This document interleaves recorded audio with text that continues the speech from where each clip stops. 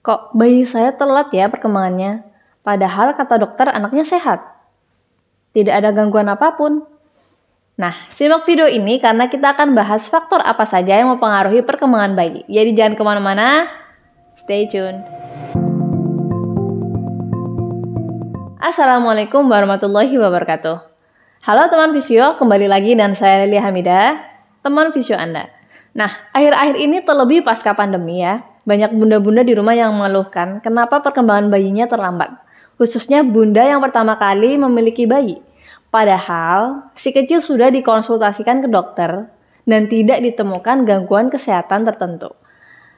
Makanya, kita akan rangkum beberapa faktor yang mempengaruhi perkembangan bayi. Pada segmen ini kita bahas perkembangan secara general atau umum ya. Langsung saja, yang pertama ada ilmu parenting. Nah, pentingnya ilmu parenting karena faktor tersebut juga turut berdampak pada tumbuh kembang bayi. Orang tua yang mempunyai bekal ilmu parenting akan memiliki pengetahuan yang lebih banyak seputar mengasuh bayi dengan benar. Misalnya, milestone bayi ya dari perkembangan motorik, sensorik, emosi sosial, kognitif, bahasa. Nah, kemudian juga ada pengetahuan tentang referensi cara stimulasi bayi. Penting juga kita untuk mengetahui red flag perkembangan bayi ya, supaya kita bisa mendeteksi lebih dini apakah bayi kita terlambat tumbuh kembangnya atau tidak. Nah, hal yang perlu dilakukan dan tidak boleh dilakukan saat mengasuh juga masih banyak lagi ya. Termasuk pola asuh yang akan mempengaruhi psikologis dan kepribadian si kecil kelak. Menjadi orang tua itu emang nggak mudah, harus belajar terus. Jika anak kita berkembang, ilmu yang kita miliki juga harus ikut berkembang. Jadi, semangat terus ya untuk belajar menjadi orang tua yang lebih baik.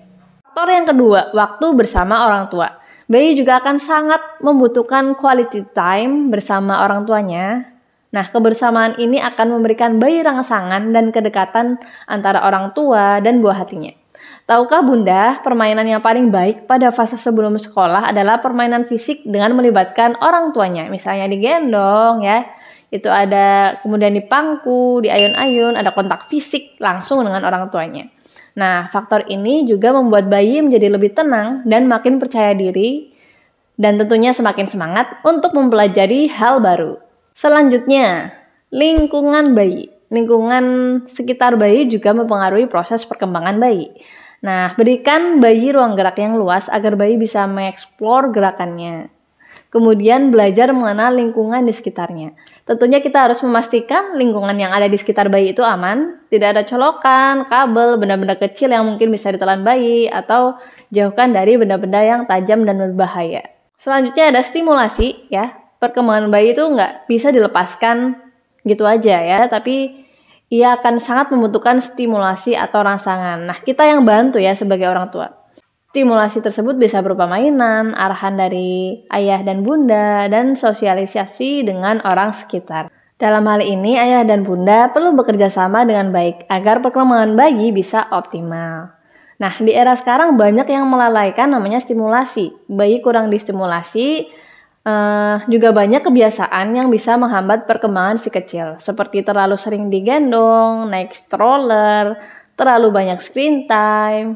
Jika tidak diimbangi stimulasi yang tepat, hal tersebut dapat menghambat perkembangan bayi.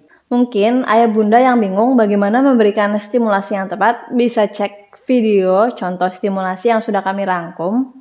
Dari mulai tummy time, kemudian berguling, duduk sendiri, merangkak, berdiri sampai berjalan sudah ada, tinggal dicek. Caranya mudah, bisa dilakukan di rumah, nanti bisa dicari di playlist stimulasi bayi. Nah, kemudian faktor selanjutnya adalah psikologis. Kondisi keluarga yang hangat, kondusif, sangat penting ya, karena keluarga yang kurang harmonis dapat memicu masalah psikologis hingga berpengaruh pada tumbuh kembang bayi. Otak bayi akan merekam ya sebenarnya semua hal yang dialaminya dan terus terbawa hingga ia tumbuh dewasa. Walaupun mungkin perkembangan motorik, bahasa tampak normal, tapi kadang kita susah untuk menganalisa perkembangan emosi sosialnya bagaimana. Nah, jika tidak ditangani, bayi berisiko mengulangi pengalamannya di masa lalu saat ia sudah tumbuh dewasa. Oleh karena itu, berikanlah bayi tempat tinggal yang dipenuhi oleh kehangatan dari seluruh anggota keluarga, supaya perkembangan dan pertumbuhan bayi bisa optimal. Selanjutnya adalah paparan radiasi. Bayi perlu dijauhkan dari paparan radiasi yang dihasilkan oleh barang-barang elektronik di sekitar kita, seperti handphone, televisi, dan lainnya. Jika terpapar dalam jangka waktu lama, bayi beresiko mengalami gangguan kesehatan maupun tumbuh kembang. Untuk itu, jagalah selalu buah hati agar tidak terlalu dekat dengan barang-barang elektronik. Nah, yang terjadi di era ini adalah bayi terlalu banyak memiliki screen time. Screen time itu sangat menyenangkan ya. Jujur kita sebagai orang dewasa juga membenarkan itu. Sehingga tanpa sadar bayi juga lebih tertarik dengan apa yang ada di layar. Dan bisa mengabaikan yang ada di lingkungan sekitarnya. Sehingga malas untuk mengeksplor gerakannya, malas untuk belajar hal baru gitu. Karena screen time hanya memiliki percakapan satu arah, ini juga menimbulkan resiko si kecil mengalami speech delay.